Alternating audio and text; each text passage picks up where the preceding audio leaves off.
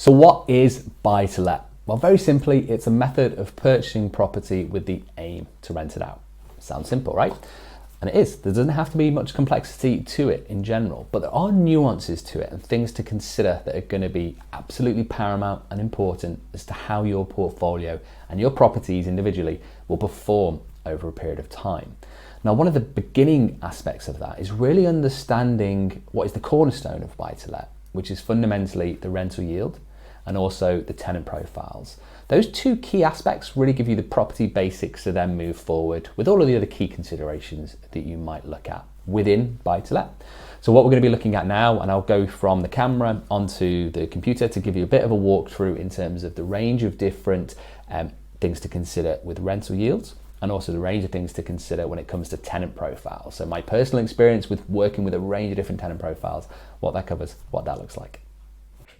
So what we're looking at here is fundamentally a basic way of trying to assess what the rental yield might be for any given property. Now, the rental income and the rental yields are going to be intrinsically linked. And it's a very easy assessment that you can do for any given property. And it's the quickest way that we've found to really assess potential opportunities. If you're maybe looking at property A and property B in a similar location, and all things being equal in terms of the tenant profile and the condition and the size potentially, they can still derive completely different rental yields for different reasons.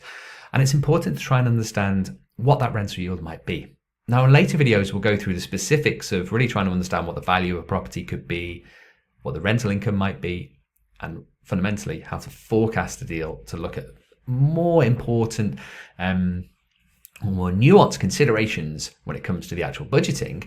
But here, just want to really give you a base understanding of what the gross rental yield might be. So as you can see in this calculation, we've got the yearly rental income divided by the total investment for that property. And personally, we look at everything that goes into that purchase. Now, some investors look at something slightly different. They look at other calculations. You might have heard of something called return on capital invested. Other people look at net rental yield. We just want a very simple, fast method of trying to understand what the gross rental yield of the property might be. It's the easiest way we found to try and compare comparables. And total investment is a very important thing to consider with that. So what does it cost you to buy the property, but also what are the total costs in terms of surveys, legals, maybe refurbishment costs, everything that's gone into that property.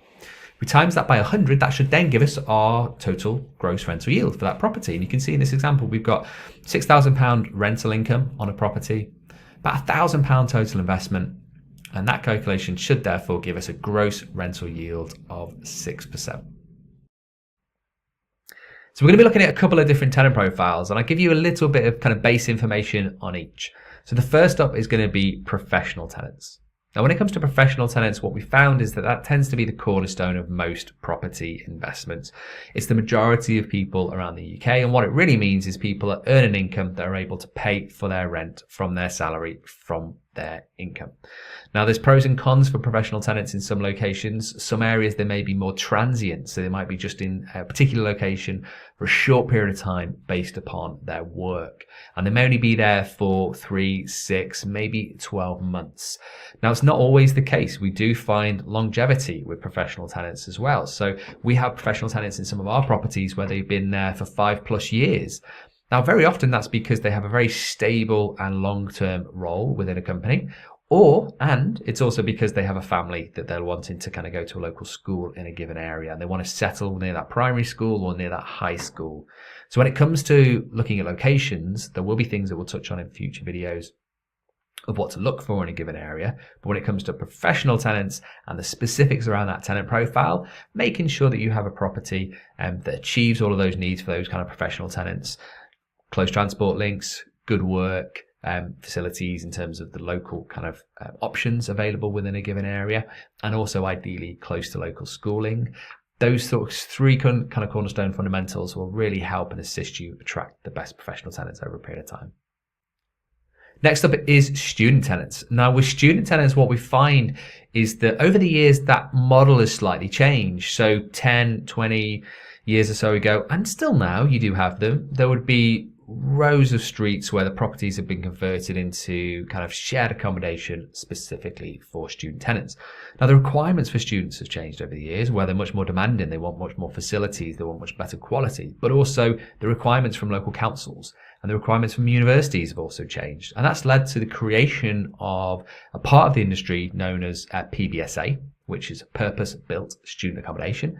And this is usually where you have larger blocks, larger developments with apartments and communal facilities for students. And that development is specifically designed and designated for student rentals. And they're very often in key locations within cities or towns, very close to universities, very close to local kind of amenities. Now, that can be a fantastic tenant profile. They tend to stay sort of a yearly cycle, maybe even slightly longer. So you have consistency and longevity over the tenant cycle. You also typically, once you get into kind of a bit of a process with student tenants, is that there's very little downtime, there's very little void time. As long as the location is good, as long as the university is good, as long as the property is maintained, you have very little downtime in terms of changeovers with tenants as well. The other benefit for student tenants is very often they come with rental guarantees, bank of mum and dad or guarantors, somebody that can kind of back up their position because they might not have an income. And that guarantor is very valuable because it just gives you a little bit extra protection as a landlord to make sure that you know that the rent's going to be paid, the property's going to be looked after. So there's certainly plenty of benefits when it comes to student tenants. Next, we're going to be looking at and comparing benefit tenants. Now, with benefit tenants, what we have found is that in the industry, there can sometimes be a bit of a negative slant on benefit tenants, or a bit of a negative kind of thought process about what a benefit tenant might be. They don't have an income typically.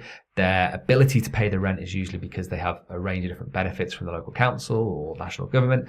And because of that, some people feel like there's risk associated with them paying their rent, or maybe even kind of damaging their property.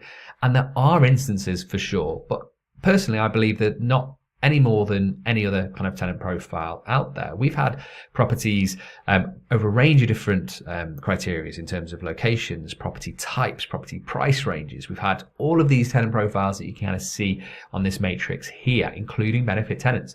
And we've had a subset of each of these tenant profiles that haven't been great for whatever reason. They've not paid their rent, or they've had issues, or they've damaged the property, unfortunately. They've not been ideal tenants. Benefit tenants are no different, but they're certainly no worse from our personal experience. As long as you have the right management structure in place, as long as you have the right things in place, they can be fantastic tenants. We've found that some benefit tenants really look after the property, really have pride in their home, really have pride in where they live, and also tend to stay slightly longer than some of the other tenant profiles that you might see, primarily because they get established in a location if they're maybe new to the area, or if they're already established in a location, they might have friends and family nearby, and they typically want to stay for a longer period of time. They like the consistency. They also like the ability to maybe have local schoolings nearby that they can raise their family over a longer period of time without having to need to move and change and find new properties, new landlords, which can be a very stressful and time-consuming experience, and very costly as well, with fees and everything associated with kind of moving house. So we found that if you get the right benefit tenants and the management is correct and the structure is correct in terms of making sure they get support if they need in order that their kind of benefit claims, if it were, you can have fantastic long-term benefit tenants. Social is typically social housing, and this is where you might see a property leased to a landlord association, or a housing association. You might see it leased to a charity, or you might see it leased to a local council even. And what that means is that they will typically lease that property from you for a period of time. That could be 1 year, 3 years, 5 years. We very often see sort of 3 to 5 years as a typical time frame.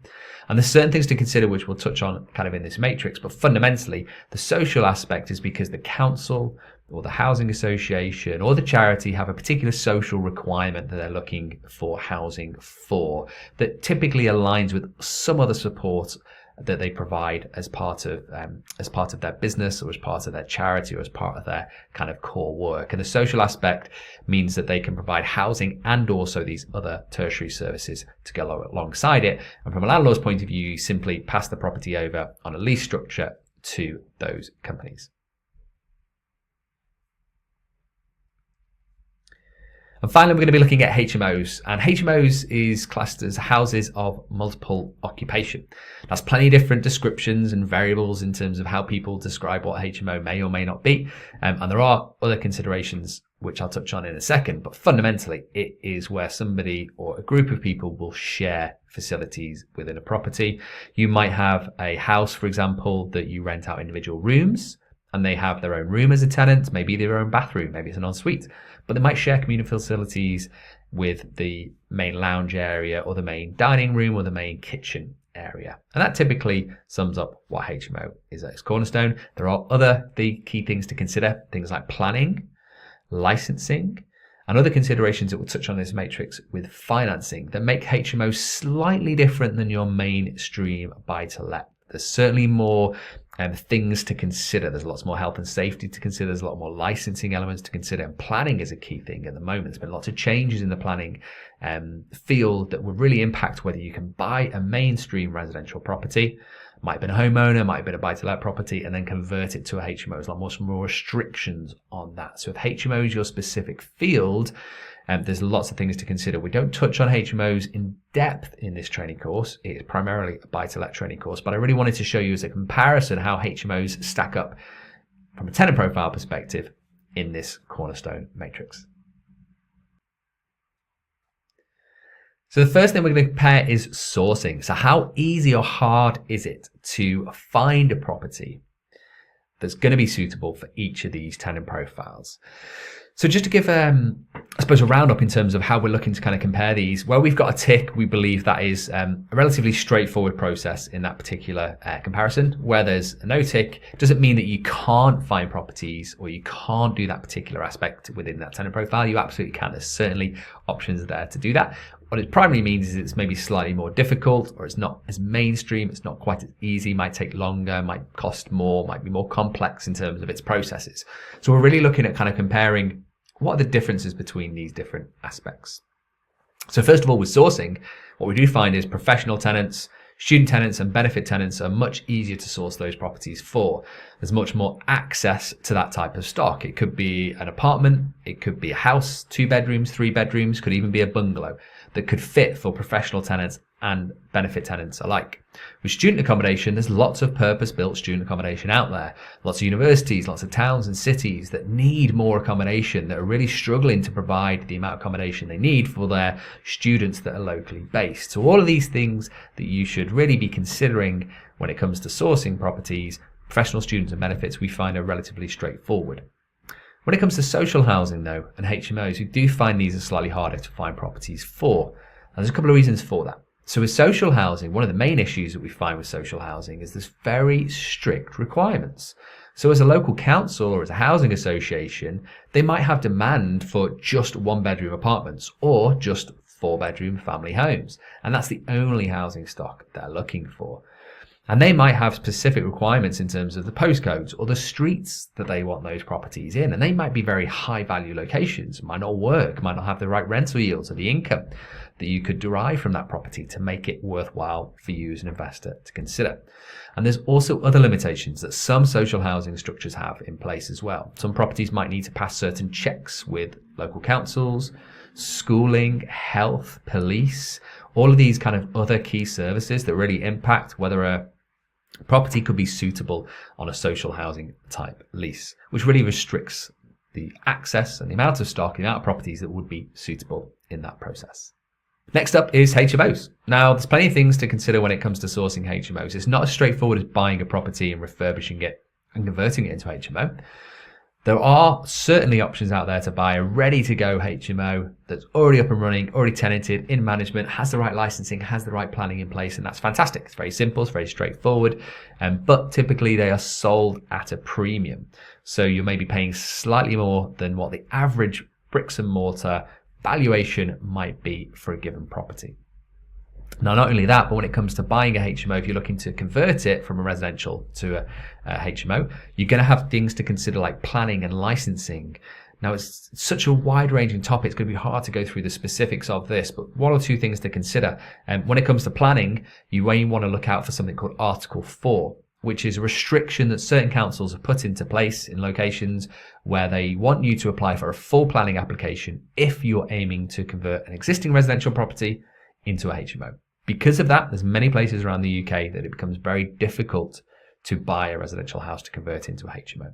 And also some local councils never pass the planning based upon current and recent planning applications that we've seen go through. So you're a bit limited in terms of the access to stock. The other consideration is something called licensing. And there's three elements to licensing that are important to consider. There's one called mandatory licensing, a second called selective licensing, and a third called additional licensing. And these three kind of licensing aspects will really impact your ability, again, to not just convert a property, but also run and manage and maintain a property as a HMO. They'll all have specific requirements, and they're all going to be based around local council, local area demands and requirements. So it's something to consider if you are looking to go into the HMO market. But fundamentally, they are slightly harder to source and to find as access to opportunities than you'd get with mainstream professional, student and benefit tenants. Next, we're going to be considering management, and management could be a case of you personally or individually self-managing the property. I'd recommend against that. We usually advise to use letting agents. I've done self-management myself in the years that we've kind of run our properties, and it's very time consuming. It's getting more and more complex in terms of the requirements for it. It's way more straightforward to use letting agents. So I'd absolutely recommend to use a qualified local letting agent for that. But what we're looking at here is just the general basics of management. What tenant profiles are harder or easier typically to manage? So as you can see on this kind of matrix, we've looked at professional, students and social housing as being the simplest and the easiest for management. There's a couple of reasons for that. So in the world of professional tenants, we typically find that there are more managing agents to choose from. So if you have a given location, a particular area, town, city, postcode that you're looking to buy a property in, there's more likely to be letting agents that have experience with managing professional tenants in that area, which is great, gives you more options. And they're also typically a more straightforward tenant profile to manage. Same with student properties. If you're looking at a student property, a purpose-built student accommodation, there's very often separate specialized letting agents set up for managing student tenants. Once you're in that cycle, that student kind of yearly cycle, if it were, of tenant profiles, wanting to rent a property to start maybe in the August or September to run through to the end of the academic year, it's typically more straightforward for management.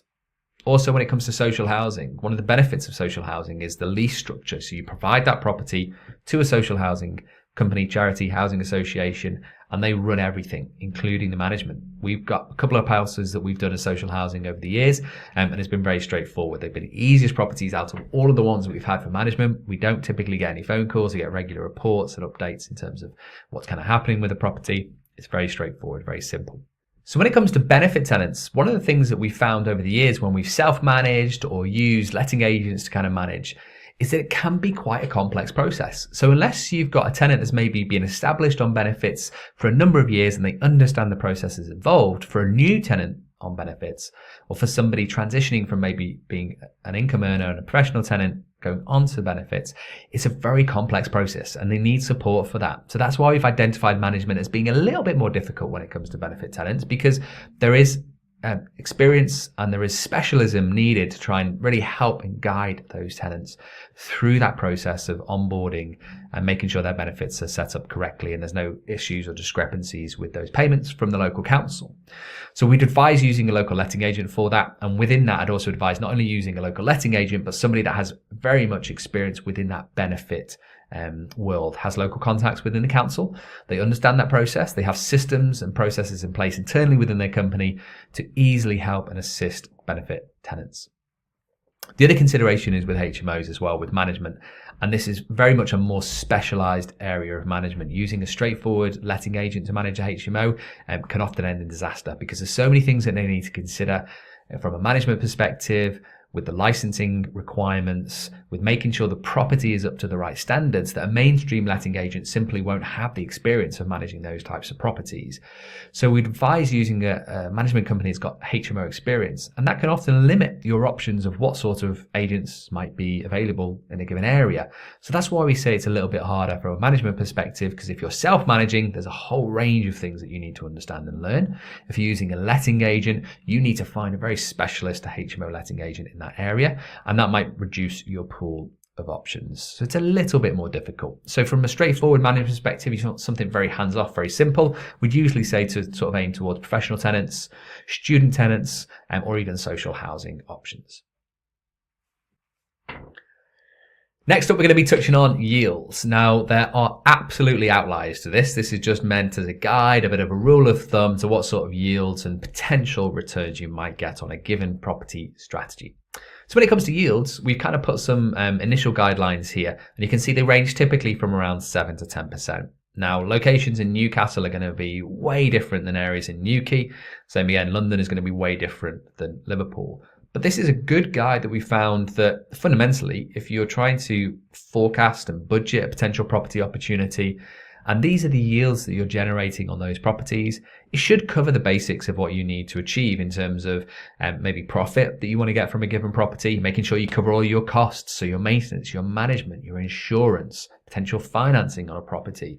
These sorts of yields give you a good starting point for that. If you're taking on a professional buy-to-let and the yield is only maybe 3-4% because it's in a very high value affluent location, and the yields are slightly lower because of the asset value and the cost of that asset in that location, it can be very difficult for that property to maintain enough income to pay for all of its costs. And the aim here is to make sure that your property portfolio is sustainable over a long period of time. And that's why we look at these kind of yields as a general guide and as a general rule of thumb. Now, it's not as simple as well as saying, well, just go for the highest yields because that's the best type of properties, right? There's other variables that play into this. And in future videos, we'll touch on the 7 kind of golden really fundamentals that we look at for a given area, and that includes things like potential for capital growth, because a very good capital growth on a property over a short period of time can really trump what you'd get just simply on a yield return from a rental basis. But yield is very important. That's why we're looking at it here in this kind of basic foundation. So first of all, professional tenants. 7% typically is what we're going to be looking at for our professional tenants. Student tenants around 8% plus. What we find at the moment with those student properties is that very often in lower value locations where the asset value is maybe sub 100,000, possibly even up to around sort of 60, 70, 80,000, your yields can be even higher, maybe sort of 8, 9, possibly 10%. But 8% plus is a good guide for a student property. Benefit tenants are similar to professional tenants, so we put them around 7% as well. Fundamentally, it's a similar type of housing stock. Now, again, there's going to be outliers to this. What we found with benefit tenants is that in some locations, maybe slightly higher value locations, the rent that the local council might pay for benefits could be lower than what the market value rent might be for professional tenants.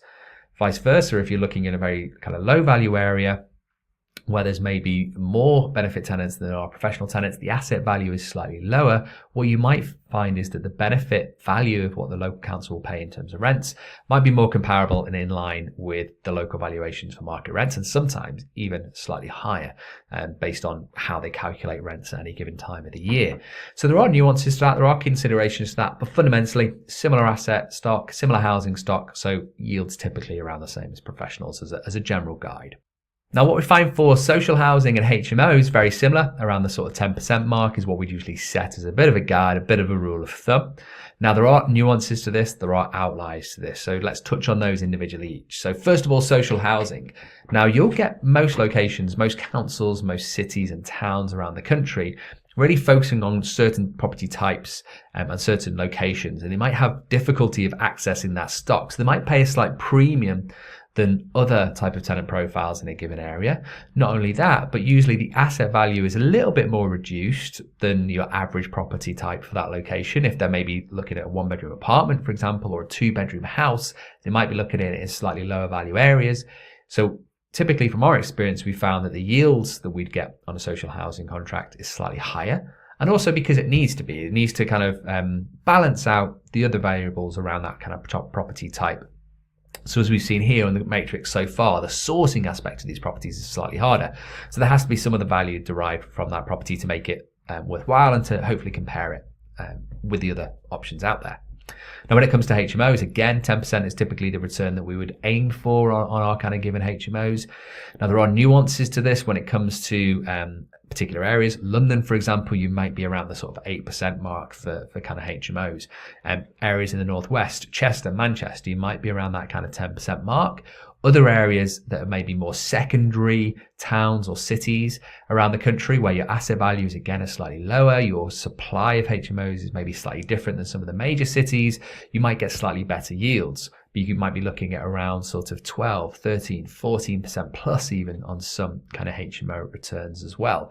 But as a 10% kind of guide, that usually gives us a good standard as where we kind of want to aim for. So hopefully that gives you some context as what rules of thumb to aim for. And then we'll move forward in some of the future videos and we're looking at the specifics of location and also forecasting property. We'll really dig into the detail of what sort of yields to consider, what sorts of prices to consider, house prices and rental income, and how this all starts to combine into a potential property opportunity.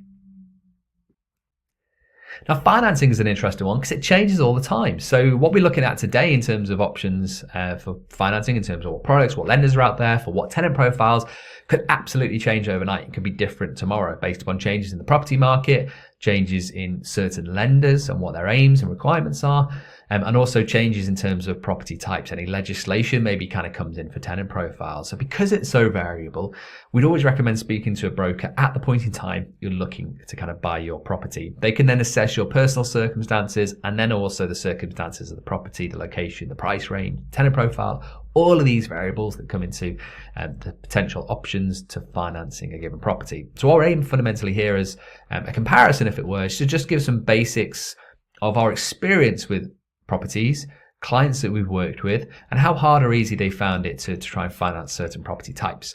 So for most property types within the buy-to-let field, professional, students, benefits, HMOs, we typically find there's a range of different financing options out there. Certainly some are easier to finance than others for different reasons based on specific price ranges. So if the property price is too low or too high, you may have restrictions there in terms of what lending options are available. But in the main, lending for professional tenants, students, benefits, and HMOs is very often available. The limitation here we find is typically around social housing. And there's a couple of reasons for that, but the issues that we tend to find is because of the lease structure. So what is valuable about social housing is the lease structure with the local council or the housing association is also kind of its Achilles heel. It's a downside because it makes it very restrictive when it comes to lending options. So if you're a cash buyer, you don't intend to finance, social housing can give you lots of different benefits in terms of increased rental yields, hands-off management. But the flip side of that is if you are looking to raise financing, it can be a very difficult strategy to make work. Now, finally, we're going to be looking at exit. And by exit, I mean how hard or easy is it going to be to sell that property at any given time in the future? Now, when we're looking at this, we're considering really the biggest, widest pool possible to sell that property. And that includes homeowners and investors. If you can sell the property to both a homeowner and investor, you have the most potential options really when it comes to selling in the future. So on here, you can see we've identified professionals and benefit tenants as being the strategy that's typically easiest to sell that property in the longer term. And by that, I mean not necessarily selling the property with those tenants in situ, although you can absolutely do that. But if you're doing that, you're typically selling it to an investor. But if you're wanting to sell to a homeowner, you might be selling it with what's classed as vacant possession. That's where the property's no longer tenanted and it's empty and it's vacant. Now, if you do that, you typically have a wider pool of property buyers potentially. Now, this could be a 2-bedroom terrace house or a 4-bedroom detached house or a 1-bedroom city centre apartment that could equally work for professional and benefit type tenants. But also when it's vacant, it could equally sell to a homeowner. And that's what we mean by how hard or easy the property might be to sell. So that's why we've kind of given a tick in this matrix to those two tenant profiles. The other tenant profiles in terms of student, social housing and HMOs, we've identified as slightly harder potentially to sell, primarily because you're unable to sell those properties to a homeowner. Your exit plan for those properties will be to sell it to another investor. And because of that, there's going to be certain limitations in terms of how long it takes to maybe sell or what the market is like. If it's very buoyant and there's lots of investors around at that time, fantastic. You can often sell them for great prices, especially if the yield is strong on the property. But if the market is depressed and there's not many property investors buying at that particular point in time, you may have certain limitations on how hard or easy that property might be to sell. So that's our comparison matrix for buy-to-lets. That's how we compare tenant profiles for our own portfolio and that of our clients. Looking at sourcing, management, yields, financing and exit. These key cornerstones of what are maybe things to consider when you're assessing a tenant profile. Now, this doesn't mean that you can see at the top here, professional tenants have ticks across all boxes and their yield is sort of 7% plus. And if that yield works for you, professional tenants are the absolute only tenant profile you should consider. We're not trying to kind of champion one tenant profile or another here, just trying to give you context as maybe things to consider in terms of how hard or easy certain tenant profiles might be.